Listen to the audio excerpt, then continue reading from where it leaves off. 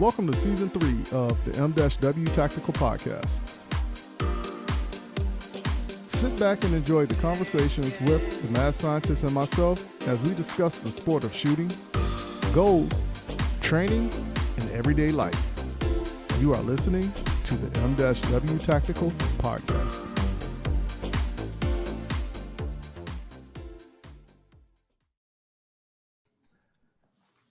All right, good people. We're at it again. Another installation of the M-W Tactical Podcast. And this week's show is sponsored by the good people at JM4 Tactical.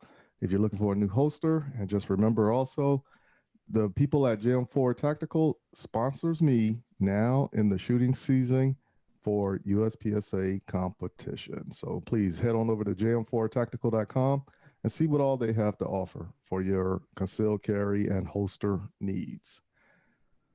Also, I want to go ahead and give a thank you to all of those who listen to us abroad and in the States. So whatever state you're in, I do want to give you a big thank you for hanging out with the mad scientist, Coach B, and myself, and also the international audience. So you probably seen it on Instagram that I put a post up and I stated if you want to be on the show, hey, leave your phone number or give us a call between certain hours. That extends out to the international audience as well. But I would like to get someone who listens to us abroad and bring them onto the show so we can have a discussion about firearms in their country and do a comparison so we can actually hear it firsthand. Also, remember, the South Carolina sectional is taking place 30 April through 2 May. Registration is now open, and I think the mad scientist wants everybody to come out and shake his hand and take a picture with him. So come on out there to Belton, South Carolina, and enjoy some pew-pew things going down range as we do the South Carolina sectional in Belton, South Carolina on 30 April through 2 May. Now, without further ado, I know everybody is waiting for this one. So once again, the co-hostess with the mostest, my man with the plan, the guy who uses gun butter, who says it gives him more alphas, the guy who actually knows how to work machines I never heard of, the same guy that actually put a front sight on, and I was like, what is that contraption? And he gave me a class on this device, the same guy who actually tuned my magazines, the same guy who I nag throughout the day, throughout the night, even when he's at work. So without further ado, my main man, Dave. What's going on, Dave? How's it going for you? Hey, Mike, it's going all right. We're back here in 2021 and my intro is getting longer. Yeah, man, like I said, before you know it, we're going to have to start like a day before. And without further ado. So how's everything been going since the last show? I've been busy at work, but things been going okay. Oh, okay. So I mean, that could be a good thing in a sense of speaking. It is a good thing, yeah. There's a lot of people that are still struggling. Happy to be able to go to work every day, have some work to do, but just been busy. Yeah. That same thing happened same conversation I had with you the other day when I was like, hey, just be fortunate that busy is good. I said the same thing to my cousin like 5 minutes later because she was complaining like these people at work getting on my nerves. And she lives up in New York, so she's dealing with all the COVID and, people coming back into play with work. And I just pretty much told her like, hey, you just got to be fortunate because a lot of people are not able to work because of the current conditions. And, businesses are scaling back for, work reasons and everybody's working at home now. So. Yeah, it's definitely different. Yeah. So before we go any further, she made a brief appearance last week. Now, this person, if y'all don't know, drives me to do the dry fire practice. So even though y'all see me out there, dry fire, this is what I'm doing for dry fire. This is the person behind the plan that tells me to put the bonbons down, get out of the bed, throw the cover aside, put your shoes on, get out there on the pull-up bar. This is Coach B. What's going on? Hi, Mike. Hi, Dave. Hi, Coach B. Hi, Coach B. So, how's it been going since the last time you was on the show, B? It's been going good. Staying busy. You keep me busy. No. M-W Tactical keeps me busy. Yeah, that's what I was about to say. M-W Tactical keeps you busy, not necessarily me. No, making sure you're doing your pull-ups and dry fire. Yeah, that's what it is. That's what a full-time job. Hey, that's what you say. How many pull-ups are you up to now? Right now, what I'm doing is 10 a day. So I do 10 every other day. So you actually know that I'm actually doing more exercises in between the pull-ups. So I actually go to the gym and then I rock out 100 push-ups every day. And then every other day I'm doing, 10 pull-ups, but I'm doing more exercises also. And I got these workout bands that you can put in between the door and everything. So I'm about to start incorporating that. And before you know it, I'm gonna be at the schedule I was when I was in the military. Wake up in the morning, do PT, do a little bit of work, and then go back to PT, then a little bit more work, and then you're off. So, which I didn't have no complaints about that because, growing up and playing sports and everything, the workout aspect is something that I really did look forward to every day. And just something, challenge yourself, push yourself. So Coach B, she disappeared on us last week. I turned around and she was gone. I was like, left the microphone, left the headset. She was out. So, but she did say she was a little nervous. So, nothing to be nervous about. But I am glad you are actually here, doing the conversations with us. So I think I might need to find a strap or something and strap her down to the seat so she can't run away this time. Now I'm glad Coach B is here too. It'll be fun. Yeah. So I want to say I haven't looked at her calendar as far as her shooting, but I do know that she is going to be shooting the South Carolina sectional. So I think Coach B needs to do a little bit more dry fire. Oh. I think that was apparent in Florida. I've been very slack on the dry fire. Well, life jumps in the way at times. So, it is what it is. I'll get back into it. Yeah, because of the fact I do believe that do you honestly believe like the winter months affect how people shoot or not? Just in what way? Like the temperature? Yeah, being like cold outside? Yeah, like for me, I was a cold weather injury beforehand, so the cold weather affects me differently than everybody else that we regularly shoot with. So when we're out there, it can be, let's say, 50 degrees. And you might say, man, it feels good out here. I'm like, man, it's freezing out here. What's going on? But do you believe that actually, I honestly believe, let me rephrase that. I honestly believe that it is a mental fraction of performance. But do you honestly believe the colder weather is a physical distractor for performance? Only thing that I've really noticed that has affected me is my hands. If my hands are cold, I kind of lose some dexterity there, and it can make gun handling a little more difficult for me. Other than that, I don't really. I mean, I just try to prepare for the cold weather. You got to take some extra precautions in what you're doing, and clothing, extra clothes, gloves, hat, that sort of thing. Make sure, even though it's cold outside, make sure you're still staying hydrated.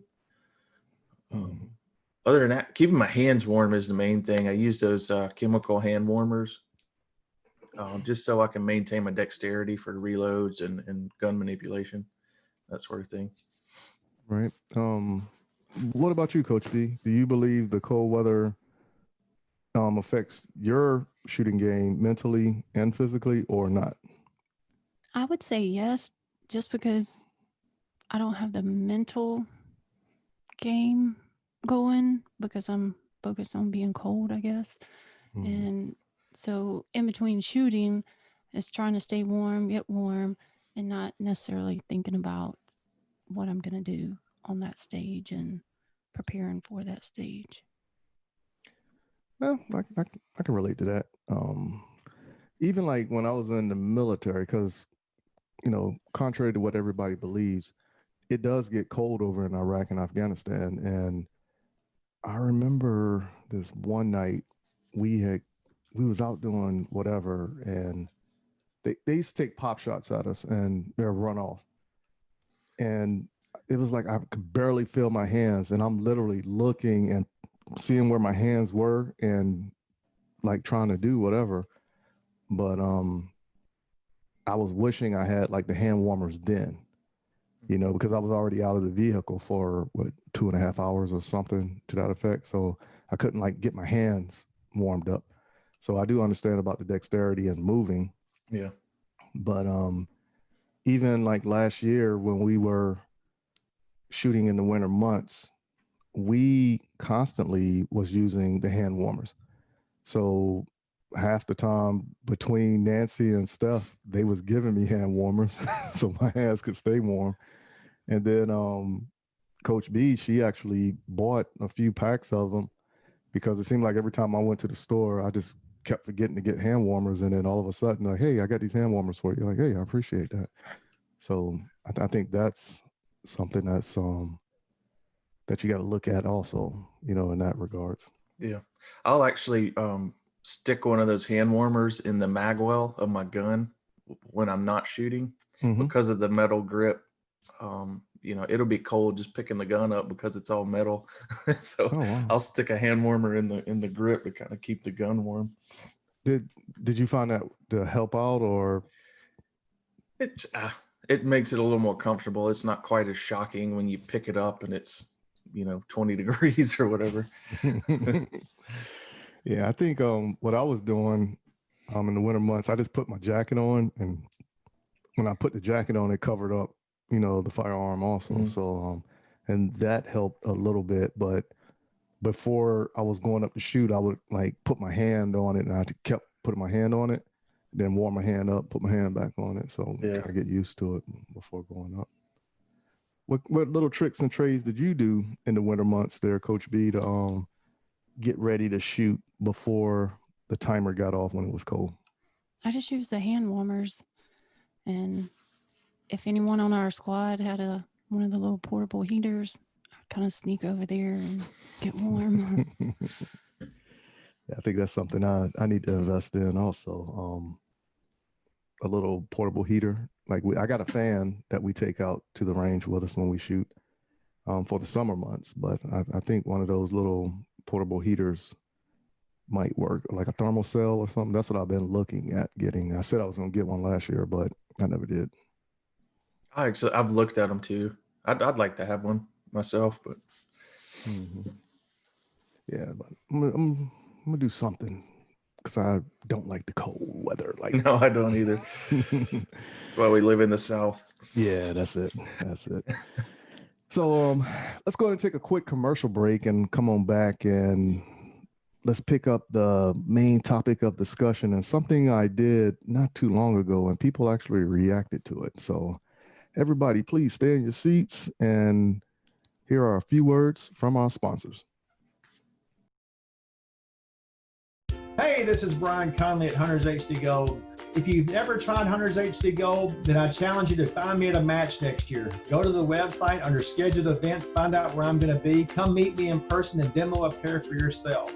Find out why shooters across the United States are changing to Hunters HD Gold to get 43% more light to their eyes, better contrast, eyes that are not fatigued at the end of the day based on the colors that we use, and find out the real meaning of why they change so you don't have to. So check us out on our website, huntershdgold.com, and I look forward to seeing you at the range soon. JM4 Tactical has developed a state-of-the-art polymer holster that will quickly become your go-to holster. With high-quality Herman oak leather securely sewn to the interior of the molded outer bolt-around shell, your draw becomes silent and no more scratches up and down your firearm. When seconds count, you can rest assured that you will have the upper hand when you need it most. Whether you carry open or concealed, the Relic holster is available in 4 different models, fitting over hundreds of different style guns. The new reliable, easy, light, individual carry holster by JM4 Tactical. Order your Relic today at jm4tactical.com.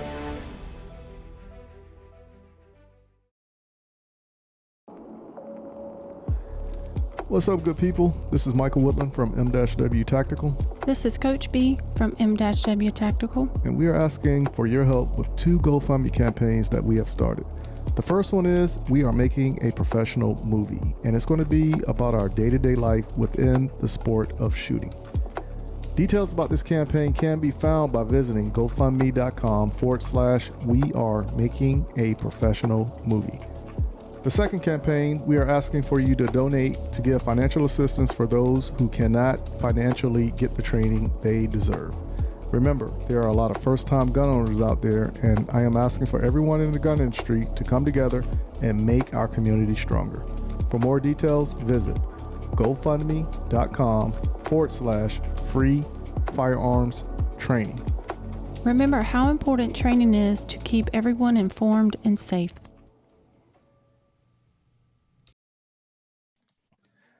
All right, good people, we're back at it again, and thank you for joining us again from the commercial break. And we are still here with the mad scientist Dave and Coach B, who is actually still in the seat. She didn't run off this time, so we're gonna have to give her a round of applause for that one. What I actually ended up doing not too long ago, I put out an Instagram and Facebook post stating that, hey, give me your phone number or give us a call between this time frame or whatever the case may be. And a few people actually contacted me with their phone numbers and stated that they want to come on the show and talk about whatever it is they want to talk about. So the first person who actually contacted me is one of my, well, he wasn't one of my soldiers, but we was in the same platoon. And we was stationed over in Germany together. So we was actually in Afghanistan together and everything. So you can actually hear this guy say how much of a butthole I was to everybody. So, everybody keeps saying like, oh man, you're so laid back and cool, but firsthand account, he can actually tell you how I actually was as a leader in the military. So on the phone right now, I have Sergeant Gomez. He is still actively in the military and a drill sergeant at Fort Benning right now. So what's up there, Sergeant Gomez? What's going on with you? Pretty good, just here in Georgia. Hey man, living it up. Actually, if I would have known you was there at Fort Benning, I was there not too long ago with my daughter, who is also named the Little Assistant, and I could have like stopped by and said, "What's up to you?" Yeah, I didn't realize you came down here or as often as you do. I mean, I'll be here for the next 2-3 years. So Hey, there you got it right there. So yeah, next time I'm in the area, I will hit you up with a text or everything. yeah, that'll be good. Yeah, so you was actually the first person who wrote me off of that post on Instagram stating that you want to go ahead and come on to the show and give it a shot. So this is your 5 minutes. What would you like to discuss? Let's see. So right now, how are you managing to continue to train with the ammo shortages? I mean, I understand you do your rehearsals or you do your dry fires, but like at some point, pulling that trigger and getting that feedback from the gun is going to help you, or it really gives you what you need to improve on. You know what I mean? So how are you dealing with that? Well, for me, what was taking place with me as far as my training went, even when ammo wasn't an issue, I was focusing more on dry fire because I felt like everything that was an issue with me for shooting was mental and actually trying to connect the dots. So one thing I've always said, and I didn't necessarily always said it over the microphone or publicly, but probably to Dave and Coach B and other people who I shoot with, my feet work. I know I have to focus on my footwork to move a little bit more fluently to get to how I want to lessen my time when it comes to shooting. So for me, it was more dry fire practice. And right now I'm working with someone who is working with me as far as my footwork. So I can actually explode a little bit better and all that. Now, by not being on the trigger as much, I honestly feel the more behind the trigger you are with the live round, you can understand the timing of that firearm better. But even if you're not behind it as much, like Dave is behind the trigger more than I am. But by me not being behind the trigger as much, when I actually pull the trigger out of match, it might surprise me for the first, 2 or 3 rounds. And then once I back into my rhythm, it's like no comparison again. I'm just into it again. Is that so getting that cadence with your gun, you can still do that with a live, or not a live, but a dry fire? Or No, is that no. only work if you're shooting live rounds? Yeah, that's only if you're shooting live rounds. Everything with dry fire is in between pulling the trigger. You know what I'm saying? So Okay. You won't necessarily understand that rhythm unless you're behind the firearm.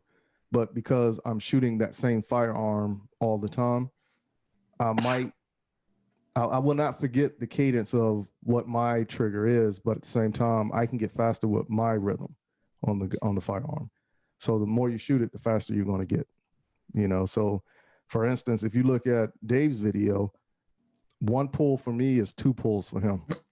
You know what I'm saying? So Okay, so you pull the trigger once, meanwhile he can do it twice.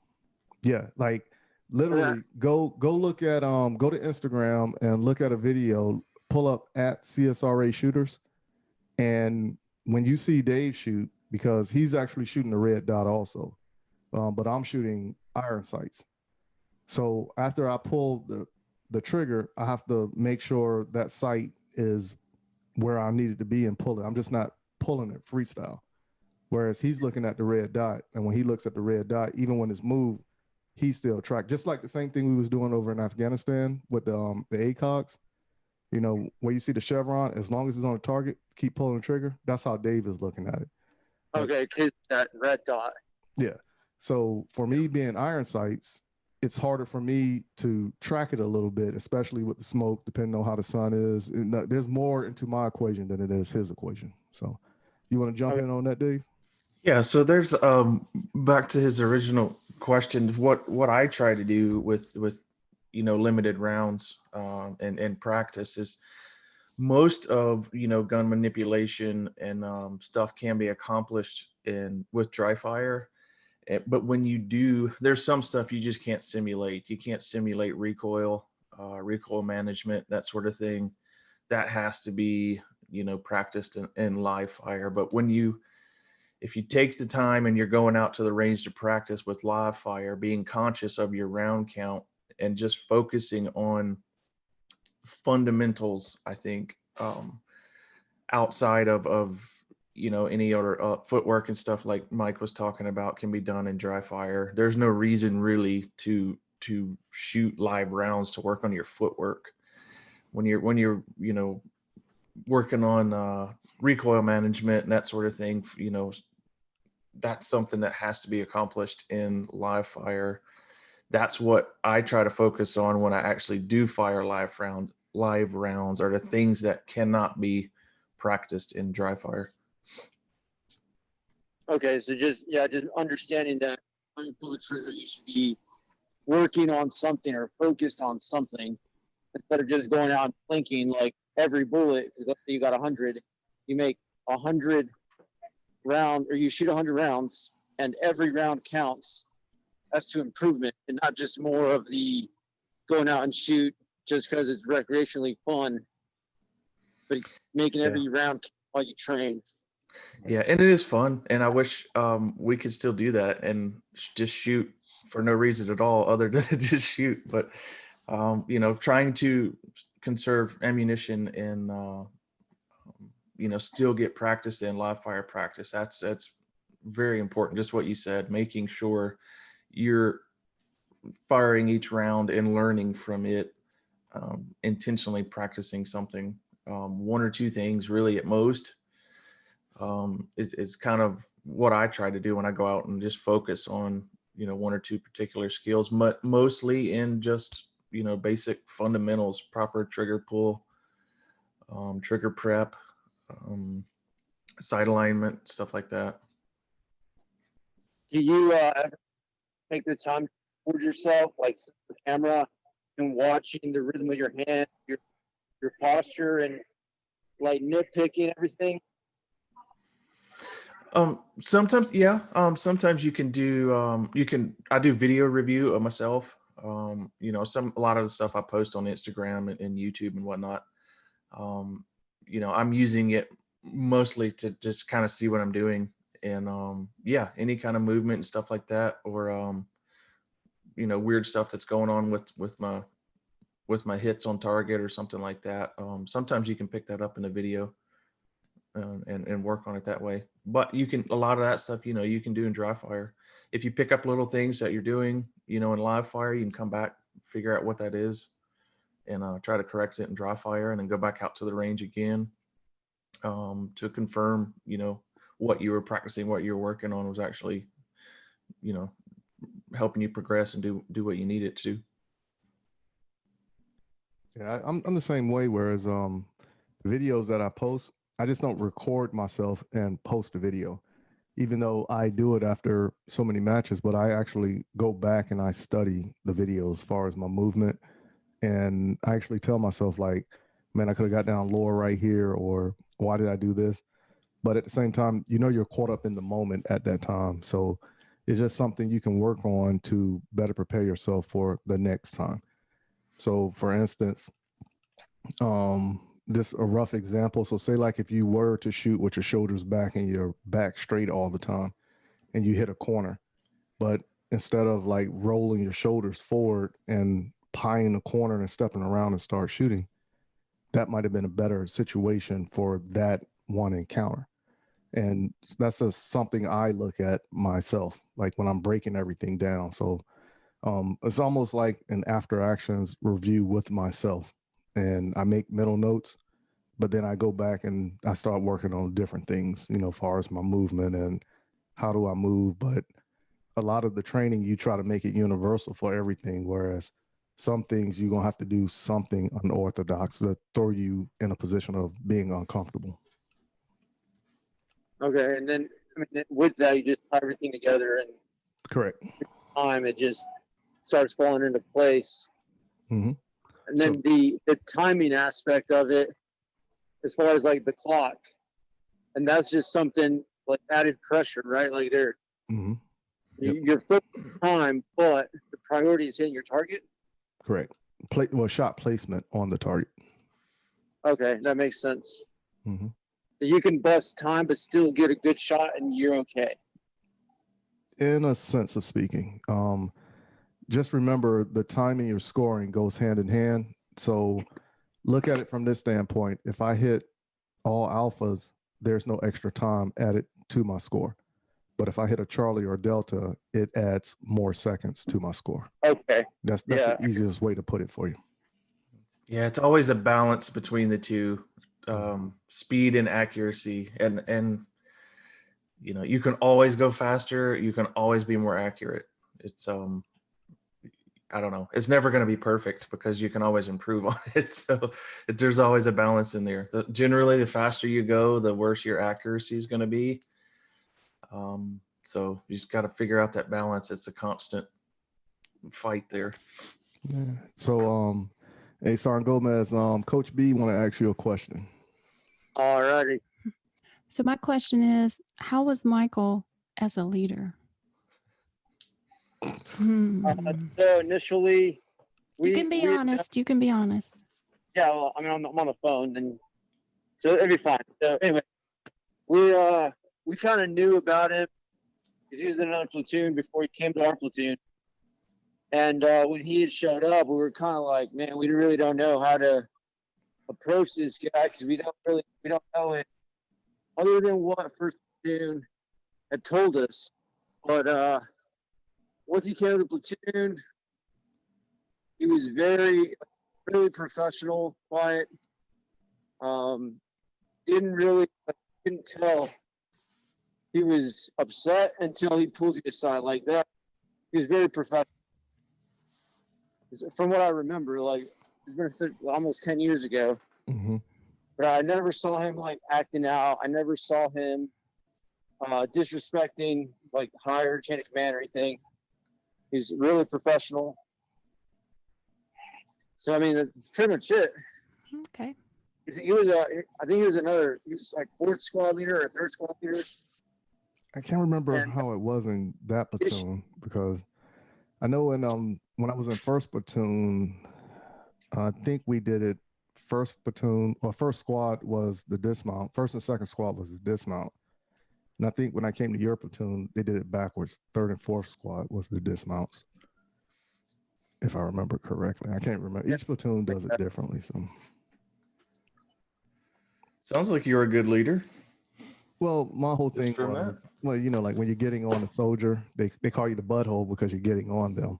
Well, sure. Yeah, but my whole thing was I never believed in disciplining somebody in front of other people. Right. So if I have a problem with you, I'm gonna pull you to the side, discipline you then, but everybody knowing that I'm saying something to you. But if you did something good in front of everybody, I'm giving you accolades in front of everybody. So so you can get your props. That's pretty much what it comes down to. You know.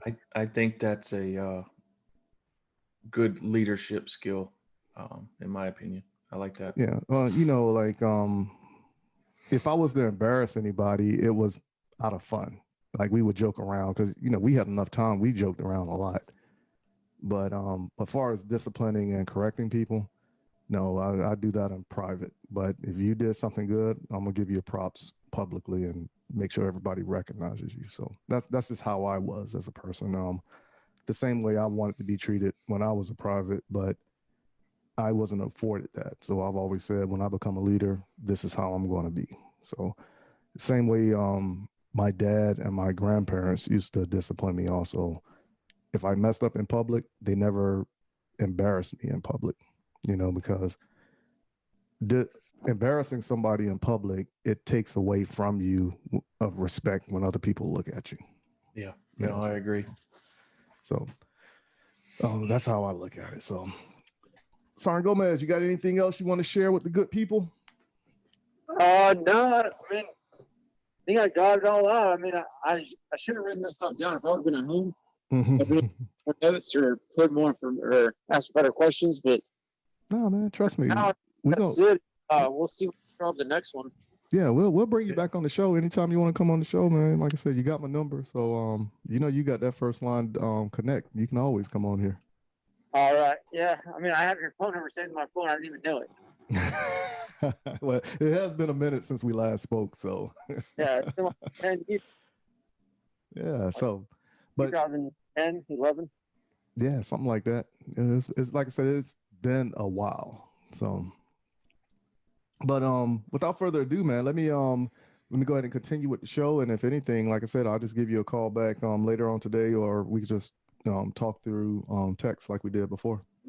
All right. Sounds good. Take care and good luck to your team. Hey, I appreciate that. Take care. Sergeant Gomez, thank you. Thank you for being on the show.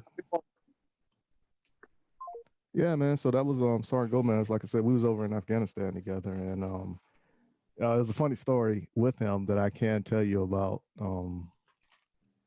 when we were actually just us. All right. But let me see.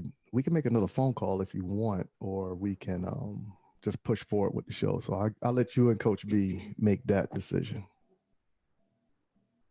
Doom, doom, doom, doom. Who are we gonna call? Let's call somebody. All right. You want to call somebody? I think that was kind of cool. Yeah, I think it is also. Add something different. Yeah. But then too, you know, I like talking with people. So when I was a kid, my brother, he used to always joke on me and say like how I could just talk to anybody. And one thing I used to do was like I would literally talk to the bums on the street, like the homeless, you know, and just start a conversation with it. Like, dude, you could literally just talk with anybody, you know. It was, I wouldn't say it's the gift of gab. I will say that once you do that, like start talking to people, along that standpoint, it kind of educates you, but at the same time it educates you, it opens your eyes to a different world, depending on how you coming at that conversation. You know, Yeah, it could for sure. yeah. I've never had the gift of gab, as Coach B put it. I don't- Well, I've always been one who was always looking for answers. So let's go ahead and make this next phone call. This person's name is Alex. So Alex actually wrote me on Instagram also and stated like he wanted to come on to the show, but there's a twist with Alex. So he's actually being mentored by our buddy Jay Bill. Oh, okay. Yeah. So, but the two never met before. So their whole interaction has been over social media, you know. So let's go ahead and give him a call right quick, like, and see what happens. I think this is pretty. Hey, Alex, how's it going for you? Good. How about you? I'm doing great. This is Michael Woodland with M-W Tactical, and right now you're currently on the M-W Tactical podcast. Awesome. Nice. So we had a nice little discussion last night going over the chats, but I was in the middle of doing something when I was talking with you, so it was a little back and forth with me going three ways. So, but as I stated, I want to bring you onto the podcast and get your views and your questions, whatever you have you want to ask. Awesome. Yeah. What's up, Alex? This is Dave. What's up? How are you? Good. You? Dude, I'm doing well. Hi, Alex. This is Coach B. Hey, Coach B. Hi. So, like you said last night when we was chatting, you made the comment that you are new to the podcast, and actually Jay Bill was the one who referred you to listen to us. Oh yeah, he put me out some new podcast recommendations about a week ago, and I listened to one, and then I jumped on yours, and I'm really liking it. Hey, that's it right there. Like I said, we really do very appreciate that. And we're actually going to be bringing Jay Bill on in the upcoming weeks. So it's just a matter of getting his schedule and our schedule synced up, whereas we can actually make this happen.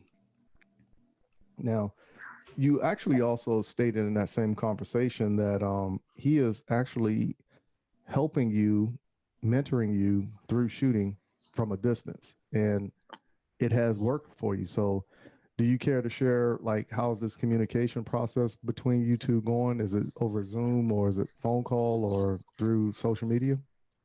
Yep. Jay and I started communicating back in November over Instagram, when I followed Jay forever on Instagram since I first listened to him on the Modern Samurai Project podcast when Scott Jedlinski had him on. And Jay, you know, as most of us should know, is he lives up in Maine. He runs a goat farm essentially with him and his wife, and he's building a house. He's raising a young kid. So I asked him, Jay, how do you put 100% into whatever you're doing?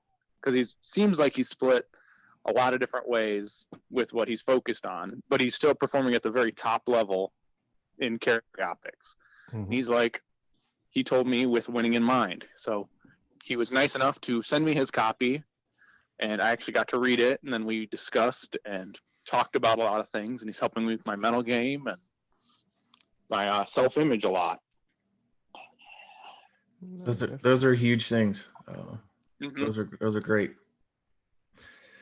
It's I think, and I don't know what Jay said about that, but yeah, I think being able to just, I don't know, mental management, I'm sure, you know, that was discussed, and I think that helps me at least stay focused on whatever I'm doing right at that time, without you know, letting distractions come in, take me away from whatever it is that I'm working on at the moment.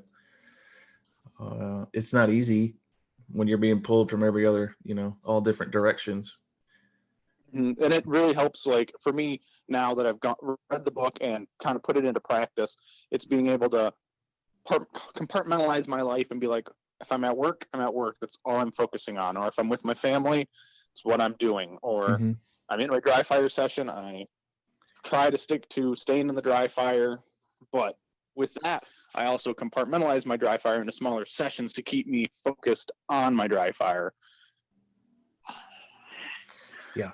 Yeah, I was that same way. Like when I was overseas, when I was overseas, I only focused on overseas. I didn't care about anything that was going on in the States. It was, okay, I'm over here. This is where it is. So, Mm-hmm.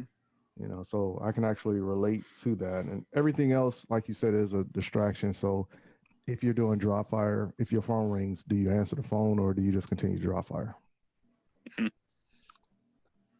Absolutely, and I'm pretty bad. I can't answer the phone in dry fire, but both of them, they don't get the same amount of attention if you do that. Correct. Yes, it's more of a distraction because, like I said, the mental aspect of it is it pulls you away, and now it's something else you're thinking about, whatever just happened, and you know it kind of messes up your mojo. Mm-hmm.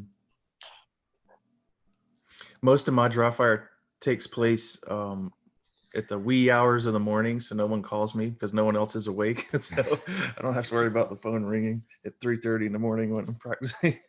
Yeah, that's a great way to look at it. I might have to. I don't know. I don't like waking up early. So. Oh no, waking up that early is not on the block. It took me a couple months to get used to it. Now it's just part of my routine, but it was a conscious decision I made, mainly because some of the distractions. I thought that I would come home from work in the afternoon, you know, have a couple hours to work on things and you know, focus on dry fire. And it rarely did it work out the way I planned in the afternoon. There's always stuff going on for me in the afternoon, stuff coming up, you know, throughout the day that would interfere with my dry fire plans. So now I get up before anyone else is awake. There's no one there to interfere with my dry fire, and I can give it, you know, the full attention that I want. Mm-hmm. And Mike Woodland isn't calling me, asking me questions at 3:30. You might now. Well, I'm like I said, he's not up. Likes to wake up that early. All right. So, is there anything else you want to share with the good people about your adventure in shooting? Because you said you are a C-class shooter and carry optics. You just started shooting in September. So, what is your actual setup before we actually depart? So, what is your red dot and what is your firearm? My CO firearm is a Glock 17 Gen 5. It's the MOS model, and I'm actually running a Trijicon RMR RM06, so it's a 3.25 dot with a CNH weapons plate on it. Classic. I wouldn't know. Yeah, I don't know anything about this. So I was going to ask Dave if he could. Yeah, that's seems like a perfect setup. It's an inexpensive way to get into carry optics. It sounds perfect. Nice. Okay. You can spend $2,500 on a CO gun if you want to, but I don't know that it really help you shoot any better. Yeah, it's not really necessary, right? All right. So Alex, what I'm gonna do is I'm gonna go ahead and lock your number into my phone, and we'll be calling you back on future episodes and just get your input and things that you want to talk about when it's related to shooting. Awesome. That'd be sweet. Hey, all right. I do appreciate that. So thank you for coming on to the show. Yeah, thanks, Alex. Nice to meet you. Yep. Nice to meet you guys, and thanks for having me on. Hey, you're more than welcome. All right. So like I said, I do like this little new feature that we have. Yeah, where it's we can actually something different with the listeners. I love it. So going forward with conversation, you know, USPSA, they're actually starting a new division, in a sense of speaking, with two gun, and it's going to be a handgun and PCC. And in June, they're going to have the two gun PCC nationals. So I didn't know anything about this until 2 or 3 days ago. And when I read up on it, I'm like, okay, is this going to be a match that's going to be by itself, or can you actually incorporate it with a regular USPSA match? And it's going to be different. Yeah, I heard Mike Foley, the USPSA president, talking about something that they were working on last year. He didn't say what it was. This was the first time we've heard about the two gun. What do they call it? Two gun nationals? Is that what they're doing? Yeah, well, they're calling it two gun PCC nationals. Okay. Yeah, so I guess they're still working on a name for it. But before I got into the competition circuit in South Carolina, going to the various places that we frequent all the time, in North Carolina, two gun was very big like 3 years ago. And like 2 or 3 times a month, you can find a match in North Carolina that was doing two gun. And a lot of it was saying like an AR platform rifle and then whatever handgun you have. Mm-hmm. And I signed up for one. And when I was going up to it, my uncle had an emergency. So I had to make a detour to Charlotte. So I never went to go shoot the match. But I shot like two gun matches when I was in the military, but it was different places. Like one was in Arkansas and I think the other one was in Texas. And it was very different. It was almost like the 3-gun complex without the shotgun. Yeah. And the shotgun is kind of drives some people away from like the 3-gun matches. There's a lot of, depending on your shotgun, but majority of them, there's a lot of reloading, Yes. shotgun shells one at a time. Here's another one. There's a lot involved in running a shotgun. And I think that kind of, deters people sometimes from 3-gun. So the 2-gun thing is, it's not new. I've shot several of them also, with rifle caliber and pistol. But this is an interesting kind of twist on it because it's both pistol caliber. And the 2-gun matches that I've shot have been outlaw matches. So the rules are just kind of made up, by whoever's running the match. And I think this is kind of interesting because it's going to follow USPSA rules. Yeah. So if it takes on and gains some popularity, you'll be able to shoot these 2-gun matches anywhere in the country under the same rule set, which is one of the things that I really like about USPSA. You can go to any match anywhere in the country and you know what to expect, which is not always the case with an outlaw match. So Coach B had hit me up, I want to say it was like over the summertime. We had a conversation. We was coming back from one match or going to one match. And I had made the comment to her that I wanted to actually try PCC for a couple matches and see how I like it.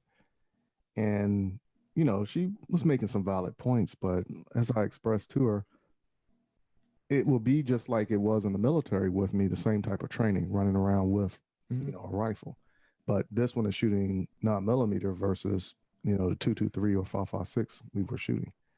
But she also made the comment that she wanted to learn how to shoot the AR platform, which I will think would help her out for PCC if she was interested in that. Oh yeah, if you have a gun set up the same way, a lot of them are, some of them actually are ARs that are just rechambered 9mm, but yeah, it would be perfect practice for that. Yeah. So what would be your take on this, Coach B, in regards to the 2-gun PCC nationals? I think it would be fun. PCC is something that I think that would be my next adventure. I like shooting the limited just because that goes hand in hand with my EDC. But the PCC, I think that would be fun just because it's a different pace, maybe. So I would be interested in it. Yeah, like looking at Stephanie Crane when she first started doing PCC, and I figured she was just going to do it and just take a break from shooting, limited. Mm-hmm. Yeah, I thought the same thing. Yeah, she dove in head first and was like, I'm not coming back. She really started to enjoy it. And I think it's great. Whatever it is, whatever division you're shooting, if you're enjoying it, that's going to keep, bringing you back. Yeah, but she's been rocking it. She's been killing it though out there, doing it on the PCC. And I wonder, since there are a lot of people who come to the local matches that do PCC, would this be something that would interest them? And or would the other handgun associated with it being the 2-gun deter them from doing this? I don't know. I think it gives you an option that you wouldn't normally have at a 2-gun or 3-gun match, because you can have a PCC gun setup that takes the same magazines as your pistol, and you could really run the same ammunition in both of them as well. Factory stuff. If you're going to hand load stuff, you may want to run different hand loads, but you could pick up a out of the box pistol, out of the box PCC, handful of magazines, factory ammo, and run away with it. Same magazines in the PCC as the pistol, same ammo, same mag pouches. I don't know. I think it might be a fun option. Yeah, I do believe that. Like when I was reading up on it, what I gathered was the humanoid USPSA targets, those will be used for the handgun, and the IPSC octagon shape targets will be for PCC, and still will be written in the stage brief as to which firearm you will use to shoot the steel. So just reading that little bit, it was like somebody put some thought into this, and they're making it like challenging in a sense. Is just not, hey, go out there and just shoot 80 targets with 2 firearms. They actually put some strategic value into it.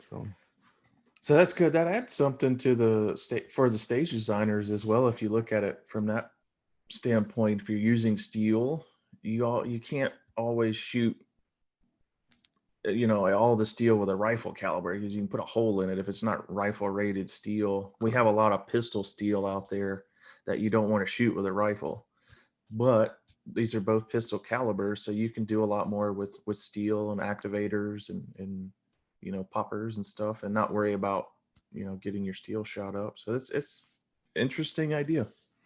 Yeah. So registration for this 2-gun PCC Nationals will open up on 1 March, and they're doing a 2-day format for this, AM PM format, and they're going to be doing this 5 through 6 June. And I think on 4 June is like staff day, but 5 through 6 June is when competitors who are not working the event will be able to shoot. So I'm curious to know how this is going to pan. I'm going to follow this really close, because I think this new avenue of approach is part of that snowball effect with the sport of shooting, as we talked about before. I think it's pretty interesting. Yeah, and then you might be getting a PCC soon. Is that what it sounds like? Yeah, that's what it's. I remember too. I've said beforehand I wanted to get a PC. Back when I first said I wanted to get a PCC, I wanted to get the Terran Tactical, the one they did with SIG, the MPX, and then converted it over through his setup. But everyone who had that PCC was saying it's a pain, because like the carbon buildup, you literally have to sit down and really clean it. And but man, when it is clean and running, there is nothing like it. It is so smooth. Yeah, but it does require a lot of maintenance. Yeah, and that's what everybody who has one said the same exact. Nobody said nothing different. Everybody said the same thing about that same firearm. And then the next one I was looking at was the JP Morgan, and then after that was Lead Star, and it seems like everyone is really favoring the Lead Star over all the PCC rifles that I've seen at like the past couple major matches we went to. Well, Lead Star is one of the title sponsors for the SC Section Championship. I'm sure they'll bring out some of their PCCs for anybody who wants to check them out. Actually, they may even bring some ammo and let you shoot some of them. Yeah, they actually said they was gonna have a table where you can shoot the side match with the PCC rifle they have, and I'm pretty sure they're going to have it where you can actually put a couple rounds down and just get a comparison of what Good. you feel for it and everything. Yeah, they've done that before. I wasn't sure what they had planned for this year. Yeah, and that was just a little conversation between Mike Sexton and myself. He was asking the question, could they set up a side match with it? So and I was like, yeah, we'll work on that and everything. And it would only make sense to, if somebody is interested into that, okay, let them shoot at least 5 rounds through it and make a determination and Yeah, take from that standpoint. So Coach B, that might be your opportunity to actually shoot a PCC rifle and say, hey, I want this. So I need to start saving my money now. Hey, how much let me see what a PCC rifle will run about how much? A Lead Star. Lead Star, they're kind of on their custom end of, so I think they're around 900 a grand, something like that. Yeah, I was gonna say it's under 15, so that's yeah, I just there's a lot of options. There's so many options with PCCs. Mm-hmm. So I mean, you can really do just about anything you want to the gun. Right. So you can spend just about as much as you want to as well. Pretty much. Pretty much. Now, also the winter months are amongst us. So one thing everybody has to understand is when the winter months come, the way you dress is going to be different. Now, at the same time, if you're someone who actually carries every day or carry on occasion, whatever fits your schedule or your reasonings, understand that the way you carry in the winter months are going to change as well. So just something to be cautious about. Remember, you might have a jacket on now or a thicker sweater or, layered pants. So you might change the option of the way you carry, or if you always carry appendix carry, you might carry outside the belt, but your jacket is covering the firearm now. So something to keep in mind, and just remember, however you decide to carry, just make sure you practice and you are aware. Don't be someone who only practices appendix carry, and now because you're layered up, you decide to put your holster on your hip outside the waistband, and now when something happens, you're grabbing for the appendix and you forgot that it was on your hip. So guns in a different place. Yeah, get that repetition in, and how that goes for effect. Speaking of how you actually carry, we never had a female we asked this on the show about, because everybody always carries appendix carry or on their lower hip somewhere. So Coach B, do you carry your firearm in your purse in any way, or how do you carry, if you want to share that? I would say I never carry in my purse, just because, one, I don't really like carrying a purse, but whenever I do, I usually carry appendix, just because that seems more comfortable to me. I think with my clothing options, whatever I'm wearing for the day, if I can't carry appendix, then I will carry my purse. But my firearm is always in a holster and clipped in a certain spot in my purse. Okay. Well, it's good. Women, generally have more considerations as far as concealed carry goes, because of clothing, different clothing options and stuff. I was always curious about that. A lot of women I've talked to about carrying, they do want to carry in their purse, and I think it's great that you don't typically carry in your purse. Mm-hmm. I would much rather have the gun on my body, on me. Right. A lot of the times a purse is a target. Yes. For thieves, purse snatchers, or whatever. Someone runs up behind you, snatches a purse, now they've just disarmed you also. Right. So it was nice to hear that you don't normally carry in a purse. Yeah, and that's something that I've always told people, that if you were like at a restaurant and if you're somebody who puts your purse on the ground or behind a chair, somebody grabs your purse, not only do they have all your information and what money you have that's in the purse, credit cards or cash, that firearm is in there also, so pretty much everything that's essential to you is now in the hands of somebody else. But I never really had a conversation with females as to how they carry other than Coach B and then the people who we shoot with. So I've always been wanting to target females and get their perception of how they carry and why. So, and of course, half the stuff Coach B actually does is something we've talked about in conversation, and she made a choice as to which one worked better for her, over the options we have. But I do like to get the female perspective on how they carry and why. Yeah, it's very different. I mean, body type can change that too. Everybody might not be able to carry appendix. Just might not work for them. But there are a lot of options out there. So definitely need to explore them. Make sure you get what's right for you.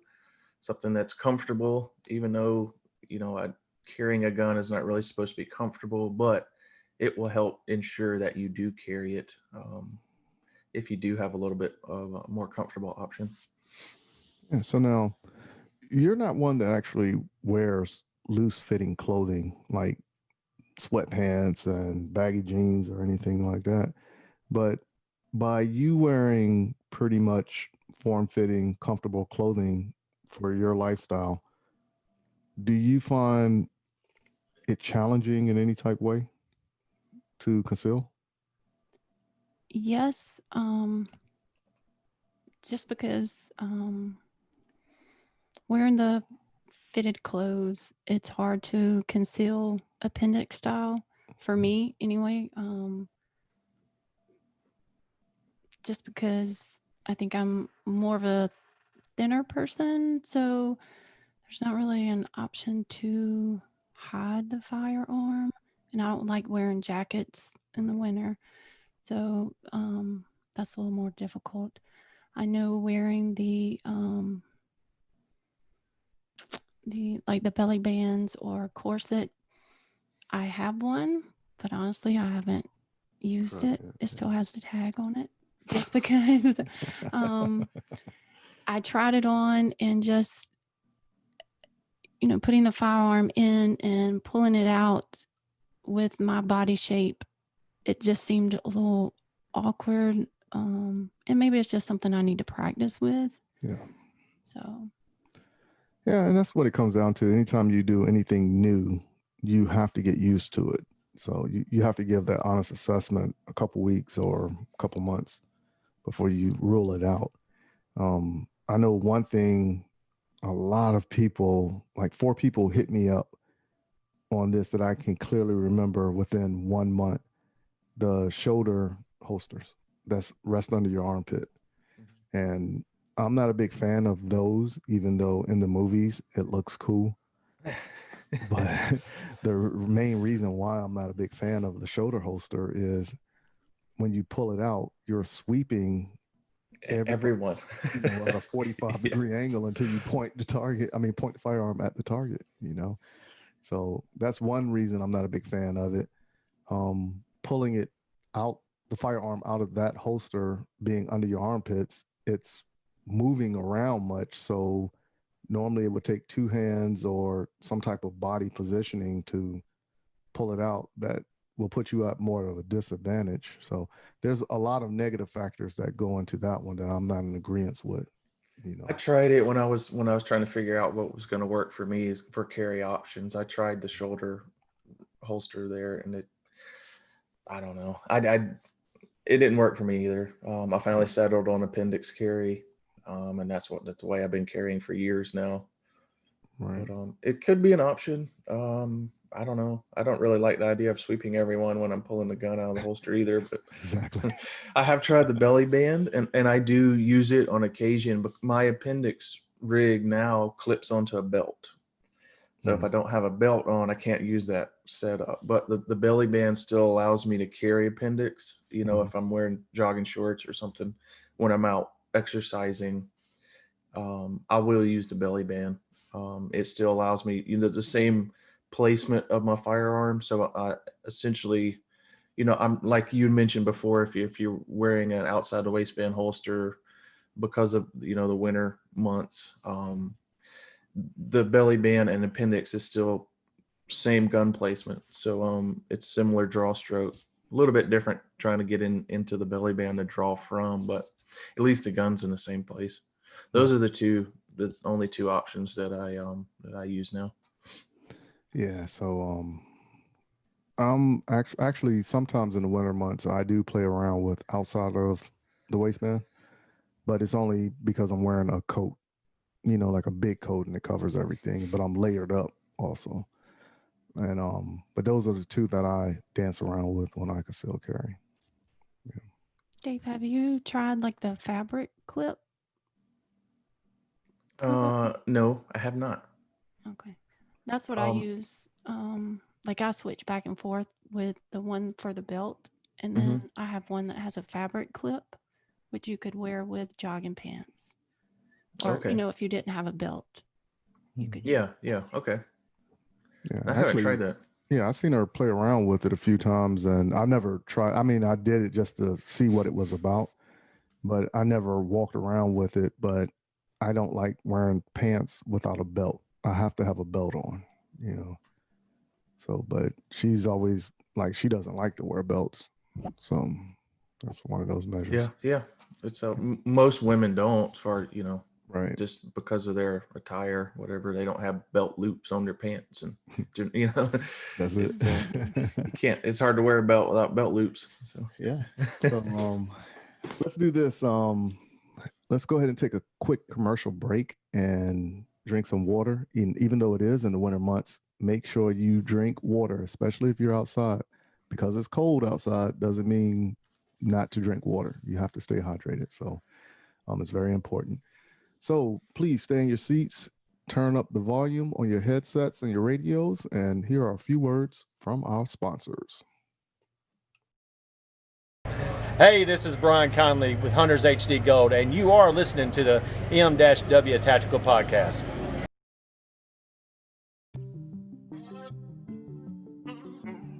What's up, good people? Thank you for taking the time and listening to the M-W Tactical Podcast. Please go visit the M-W Tactical store at www.m-wtactical.com/store and help support our efforts by purchasing a shirt or two. If you haven't done so, go follow us on Instagram and Facebook by searching for M-W Tactical. The gun cleaners. Our solvent is, I think, second to none. Our lube is second to none. Our lube's heavier than water, which is just a huge thing. People don't really put a lot of thought into that, just how huge that is to have on your gun, especially with concealed carry. The gun cleaners. Oh yeah, most definitely. You're going to sweat a lot of the other lubes off. With ours, it'll stay there. The gun cleaners. And maintaining the quality of the process, the quality of the end result is another, and you guys are able to do both with the process that you have there. Order your supply of the lube and the solvent at www.theguncleaners.com. Are you in the market to purchase your first or next firearm, but find the atmosphere of a gun store intimidating, crowded, or uninviting? There's a way for you to purchase the gun you want while avoiding the crowds, the gruff salesmen, and the marked up prices that come with a brick and mortar gun store. The process is called a transfer, where the purchase is made in an online store and sent to a federally licensed middleman called an FFL, who processes the paperwork and background check for a firearm purchase. CAE Transfers is the FFL with the lowest transfer cost in the Midlands at only $20 or $15 with the presentation of a South Carolina concealed weapons permit and $10 for repeat customers.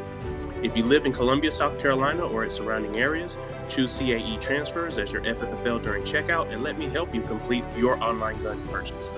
You can find and follow CAE Transfers online at Facebook, Twitter, and Instagram using @CAE Transfers. Thank you for your business, and I look forward to seeing you soon. I'm Jason Pratt, Masterclass USPSA shooter, owner of Brass Monkey Bullets. If you're interested in competition bullets, visit www.brassmonkeybulletsllc.com or call me at 967-1063. For more information, my email is brassmonkeybulletsllc@gmail.com. Thank you.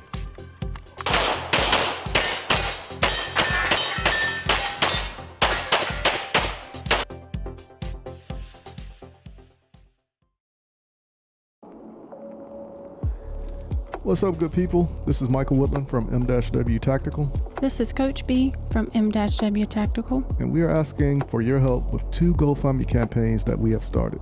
The first one is we are making a professional movie, and it's going to be about our day-to-day life within the sport of shooting. Details about this campaign can be found by visiting gofundme.com/we are making a professional movie. The second campaign, we are asking for you to donate to give financial assistance for those who cannot financially get the training they deserve. Remember, there are a lot of first-time gun owners out there, and I am asking for everyone in the gun industry to come together and make our community stronger. For more details, visit gofundme.com/free firearms training.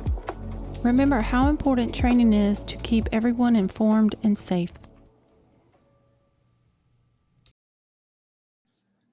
All right, good people, we're back at it again, and this portion of the show is when we actually do the interview portion. So this person is a friend of Dave and myself, and he shoots, around the same matches that we shoot in the area in South Carolina and Georgia that we frequent all the time. And there was a few conversation points that Dave and myself made, whereas I am looking to go into carry optics. I just don't know much about carry optics, so it is still a research portion for me. But this person, ever since I've known him, has been doing carry optics, and his improvements are remarkable in a sense of speaking. So without further ado, I want to welcome Eli to the M-W Tactical Podcast. What's going on, Eli? Hey, Mike, how you doing? All right. You are one that, of course, you speak to Dave probably about as much as I do, but you actually go to the range with him a little bit more because, like, I use Dave as a reference point with anything for shooting. You do the same thing. I'm taking it. I do, absolutely. I asked him a lot about dry firing, improvement in speed, transition, and I've improved a lot just by applying the things he's taught me and just running the drills at home and dry firing. So it's been working out great. Oh, okay. So now let me ask you, why carry optics? Because, like a lot of times when people first come into shooting, if they don't know, they normally tend to go to like production, but once you do it, then it might lead to limited. But why carry optics for you? So I had a Glock 19 with just a RMR on it, and I carried that gun, and I said, you know what, let me go try to shoot a match with it. And I went to Kentucky, and I'm a big fan of red dots on pistols. Same with red dots on rifles, and I found carry optics to be kind of my home in USPSA, and I just stuck with it. I did shoot limited for maybe a month, and I was like, no, I got to go back to carry optics. The red dot is so much fun. Whatever it's on, I think it's my favorite sighting system there is, man. It's the reason that it brings me back. I like shooting a red dot. It keeps me coming back. But you have definitely grown leaps and bounds with your shooting and competition shooting. Just over the last like 6 months, man, it's been a lot of fun to watch. Everybody's taking notice of it too. It's been good. Yeah, like the last match we shot at MCRC that you did, and I was watching you shoot that stage that had the 3 little stills in front of the no shoots. And like you pretty much cleaned out and smooth. And I was like, oh wow, Eli really did step the game up a little bit. Like, get it. I like it. And honestly, I mean, everybody's hurting from the ammo shortage. So I've upped my dry fire a lot. And when I first started shooting, I thought, I can just get better at matches. And then talking to David, he goes, no, you got to put in the work every night. Dry firing, doing different drills. And what I started doing too is looking at my videos and picking one thing for a week to work on, and see if I can improve at the match, and then figure out what I did bad at the match, and then just start working on that again every week. So it's dry firing. Yeah. So obviously, how much dry fire do you actually do? I try to get at least 3 to 4 nights a week. Sometimes I'll be able to do it every night. Sometimes with work, it goes down to maybe 1 or 2 nights. But I started realizing that if I could just walk into the room, my little gun room, dry fire room, and just dry fire for 10, 15 minutes, work on one thing, it's better than trying to do an hour session every day. Yeah, I agree with that one, because when I first started doing dry fire, I was trying to knock out like a 2-hour session at one time. And I probably did it the first 2 or 3 days of doing it. And then when I was like, okay, I'm going to look at this as exercising. You don't have to exercise for an hour straight. You can break it up and get the same results. So what I would actually do is like 30 minutes here, 30 minutes there. And I just break it up in chops. It's hard to stay focused, I think, for 2 hours and then working on dry fire. It's hard for me to stay focused on dry fire for an hour at a time. Mm-hmm.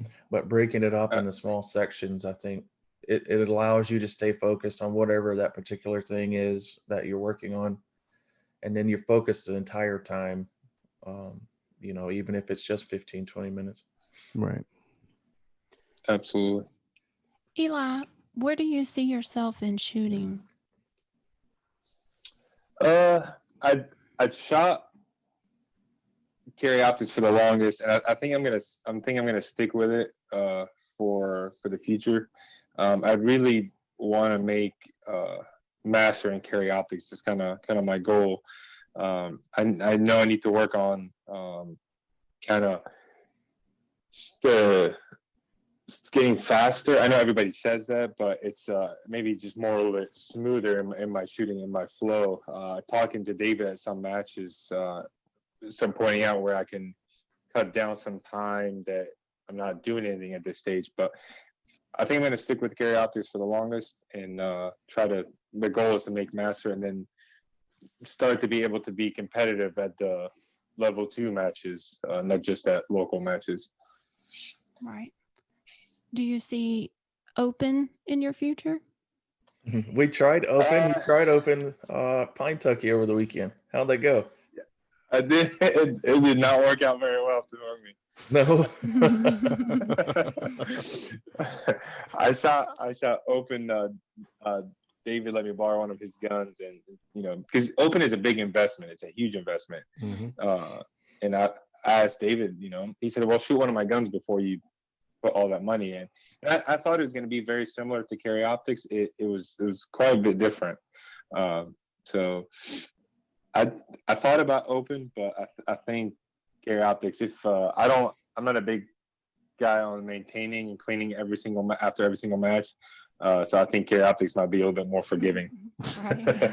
Now, when you said that, when you compared the two, carry optics and open, what was the big thing that you found to be the difference between the two, other than the size of the firearm? I think how the red dot works in relation to the gun. I went back and watched a lot of my videos yesterday, and I was shooting the red dot as if it was on a carry optics gun and not on an open gun. I think you got to be a little bit faster when you're shooting because the dot doesn't move as much as carry optics. And it's definitely a lot more speed game than carry optics thing. Although carry optics, I mean, there's some people that are doing great things with it. No, the timing is different between the guns, and I think that's what you are used to, your timing of the carry optics gun, and you were shooting that same timing with the open gun. So it would just take some, if you were shooting open, it would just take some more practice to get used to the timing. It's a little faster, but absolutely. Nice.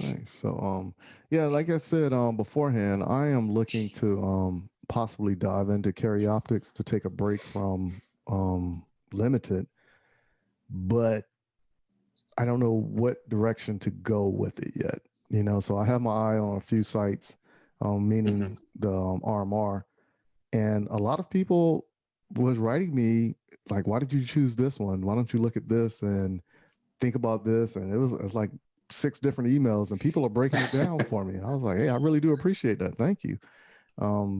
But once again, that goes back into the community of everybody sharing the knowledge to possibly make your venture that more pleasurable and to make you a better shooter overall. So, and that's one thing I do like about the shooting community, how everybody is willing to share the knowledge of what they know and what research they've done to alleviate somebody spending thousands of dollars before they actually, okay, I don't want to do open, but carry optics is going to be where I want to be at. Absolutely. I have some friends at work that asked me to come out to their first match, and they asked me, you know, what should I buy, what gun? And I always, my answer is always, come out with whatever you have. If you don't have something, let me know. Just come out, and a lot of people are gonna let you look at their gear, check out their guns, safe table, even let you fire their gun. That way, like you said, instead of dumping a lot of money at first, you know what you want to do. So it's definitely some of the friendliest people and some of the best friends I've made shooting this sport. Right. Now, you said that your firearm is a Glock that you shoot carry optics with. That was my first match that I shot with. I shoot with the SIG X5 Legion with a Trijicon SRO as my red dot. Okay, so now that brings forth the next question, being, how did you make the determination of what firearm to put the red dot on, or did you just say, okay, I like this firearm and I'm just going to put the red dot on it? So I was shooting with my CZ P10F a few matches, and then the Legion came out, and honestly, it was an impulse buy. With the gun store that I go to, he messaged me. He goes, "Hey, I got a Legion," so I said, "Let's do it." I picked it up because I saw a lot of people shooting the regular X5 and doing well with it in competition, and I'm a big guy on keeping my firearm stock. I don't replace triggers. I don't replace anything. And then the Legion came out almost ready for competition without having to change anything on it. So now I understand what you said about keeping everything stock for me, like back in the day when I used to buy a vehicle, the first thing I usually would do was change the rims, tint the windows, put a system in the vehicle. Right now, today, when you buy a vehicle, you don't necessarily have to do all that because the industry caught up with the trend. So now all you really got to do is tint the windows, and beforehand, you ain't got to do that. You just hit a button and the windows will tint, in the next generation cars. So what is, like, for me, I was the same way when I was into firearms until I sent off my Smith & Wesson and had some custom work done to it. And when I got it back, the trigger was a lot smoother. So now I am more open to doing custom work on the firearm if I feel it can help my performance. So what is your determining factor to only keep it stock, or is it mainly an investment, or just your intake? What would it be? Your reason?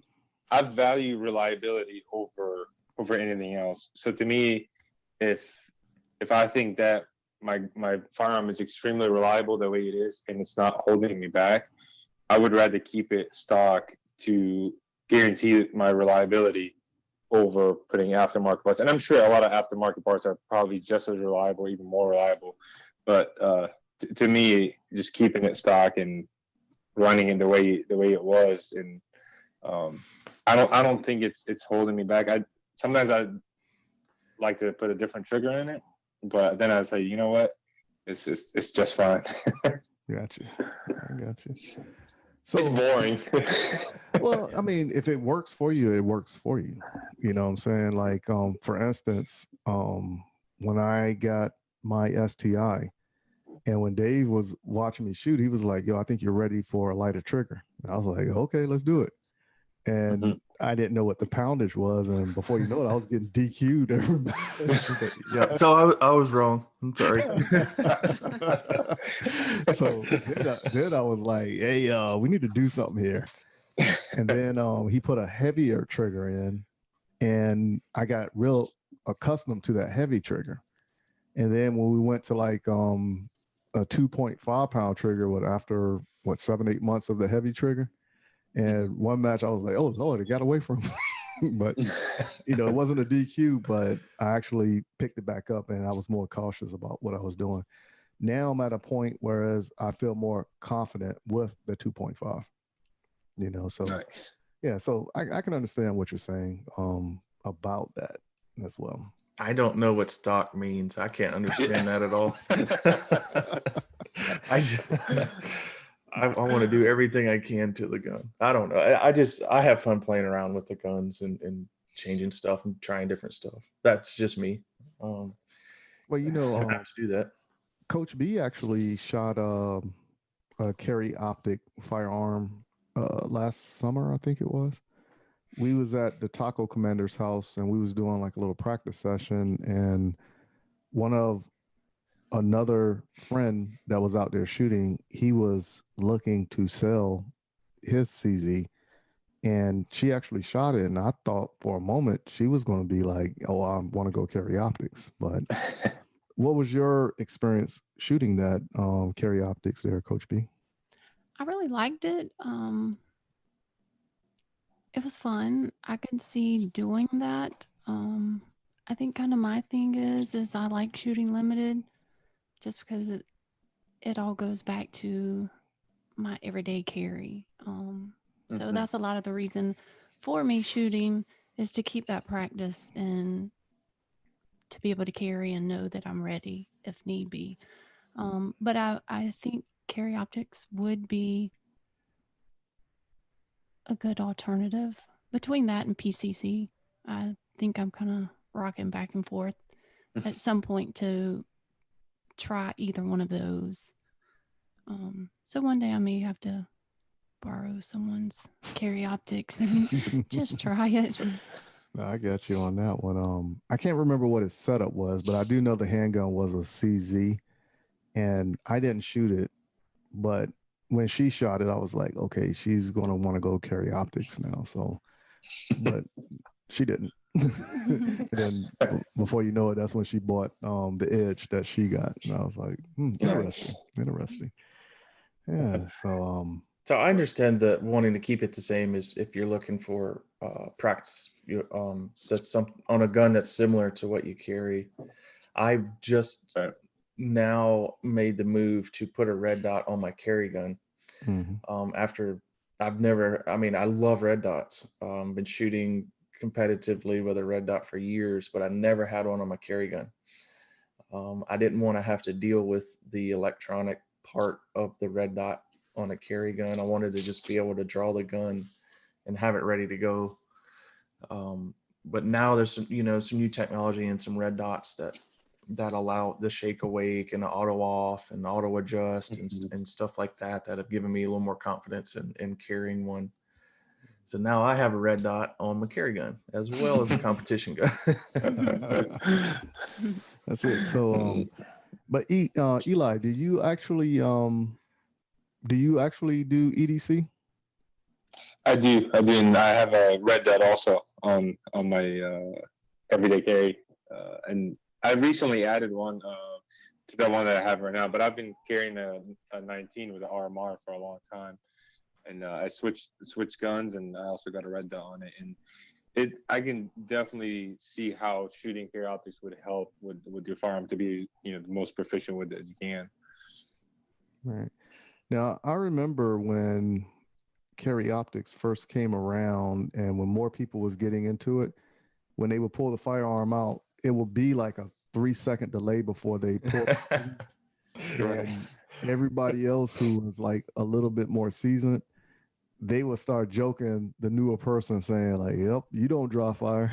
Because they're sitting there looking for the dot. They're moving the firearm up. It's pretty evident. They start moving their head around and trying to find where's the red dot.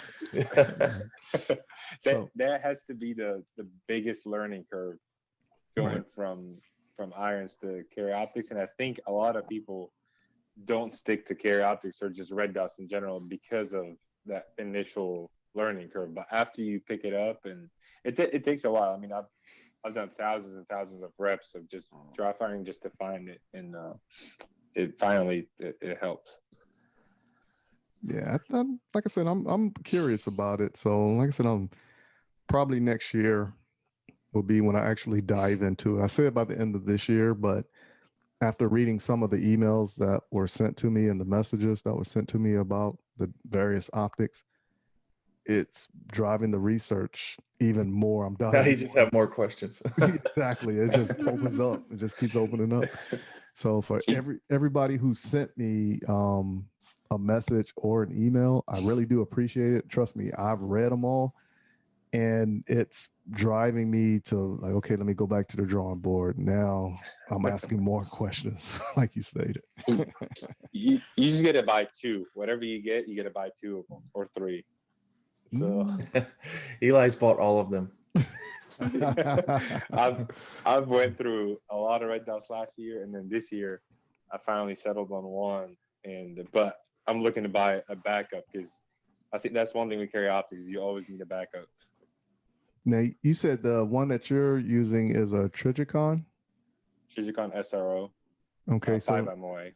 Now, what was the 5 or let's say 3 to 5 decision makers to make you say this is the one for me?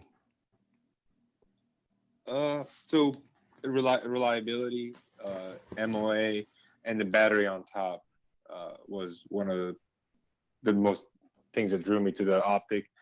There's definitely optics with bigger windows, larger MOA, but the reliability of it, the reputation, and because a lot of the features carried over from the RMR, and kind of what settled. And it hasn't broke yet. And last year I broke, I believe, 3 or 4 optics last year. Wow, you hard on things, ain't you? Yeah, that's why I don't work on guns, because I end up breaking stuff. Carry optics guns are tough on red dots, though, man. They beat the crap out of a red dot mounted on top of it. Yep. Yeah. So now, are you gonna actually do any level 2 matches this year with carry optics? South Carolina sectional match, I'm gonna shoot that, and I'm still waiting for Area 6, just with if I can get the time off at work to drive up there. Those are the 2 that I have planned. I'm gonna have to take a break from shooting this year for work from June till November. So I'm hoping to get 2 level 2 matches, or I guess area match would be level 3, right? Right. And then so I'm planning to do those 2 before I leave. Oh, okay. So, but between June and November, that sounds like a lot of draw fire right there. That's what I'm probably going to be focused on. That's it. Now, I know Jenny said that she was going to be doing, she was going to see if they had like an air gun competition. She's over in Korea right now. And prior to her leaving, when we was talking at one of the matches, she stated that she was going to see about if they had like an air gun championship or tournament, so she can actually stay relevant with shooting, so she doesn't lose the skills that she's already acquired. But I never reached out to her because she's a little bit higher ranking, so I don't think she's going to have all that off time like a regular soldier would, Right. Yeah. And like different rules over there, and what you can have and can't have. But I'm planning to try to get one of those dry fire systems or something to take with me. hopefully that way, at least I don't lose the whole draw and finding the red dot and start shooting again. People looking at me like, how are you looking for the red dot again? That's what it is. So if anybody want to go ahead and check out your videos or anything with you in relation to shooting, how can they actually look at these videos and or contact you in regards to a discussion about carry optics or shooting? I recently had to make some changes on social media. I'm still trying to find a place. I might put some on YouTube right now. But if you're at a match and just want to check out the SIG with the SRO and shoot it, I'm more than happy to let you do that. That's how a lot of people let me check out the red dot. So I'm more than happy to pass that along. Mm-hmm. Yeah. So like I said, I might take you up on that offer right there. Absolutely. Anytime. Yeah. So do you have anything else with the you want to share with the good people? Well, I've been listening to you guys' podcast for over a year now, and so it's really an honor to be on it. I really appreciate you guys having me. Hey, no problem. Like I said, I remember I told you a while back that we was going to get you on the show, and now you're on the show. There you go. Thanks for being on the show. And thanks for having me. And I appreciate. I really enjoy shooting with everybody around us here, and it's really probably the best community of people to hang out with. So I think so. I agree with you, man. Some of the best people I've ever met. Mm-hmm. Yeah. Even if Coach B is giving me a hard time, regardless, the shooting community is still awesome. That's true.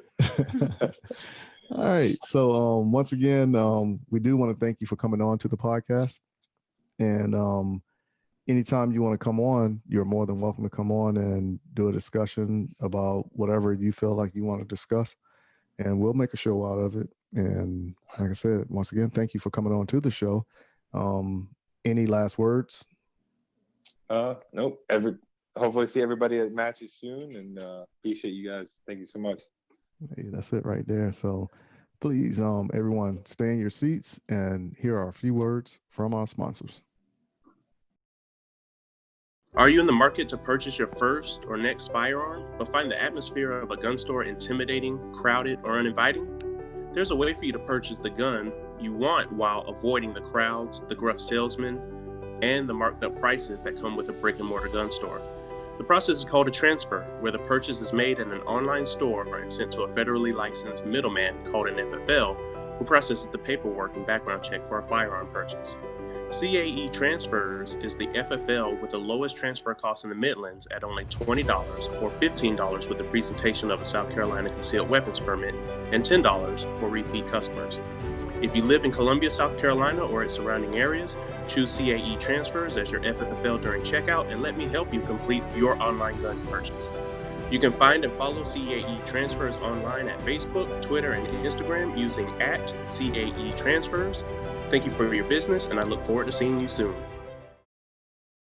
Hey, this is Brian Conley at Hunters HD Gold. If you've never tried Hunters HD Gold, then I challenge you to find me at a match next year. Go to the website under scheduled events, find out where I'm going to be. Come meet me in person and demo a pair for yourself. Find out why shooters across the United States are changing to Hunters HD Gold to get 43% more light to their eyes, better contrast, eyes that are not fatigued at the end of the day based on the colors that we use, and find out the real meaning of why they change so you don't have to. So check us out on our website, huntershdgold.com, and I look forward to seeing you at the range soon. The Gun Cleaners. Our solvent is, I think, second to none. Our lube is second to none. Our lube's heavier than water, which is just a huge thing. People don't really put a lot of thought into that, just how huge that is to have on your gun, especially with concealed carry. The Gun Cleaners. Oh, yeah, most definitely. You know, you're going to sweat a lot of the other lubes off. With ours, it'll stay there. The Gun Cleaners. And maintaining the quality of the process, the quality of the end result, is another, and you guys are able to do both with the process that you have there.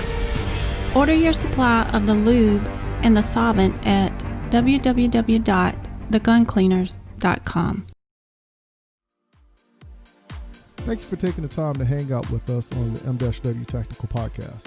Remember, a new podcast comes out every Tuesday. If you can't wait for Tuesday, go listen to past episodes to catch up on what you missed. Make sure you visit www.m-wtactical.com and see what all is offered on the site, where you can even purchase M-W Tactical apparel. But please, go to our Facebook and Instagram page and follow us on our journey in the sport of competition shooting and the realm of the 2A community. Until next week, keep shooting, keep practicing, and have fun.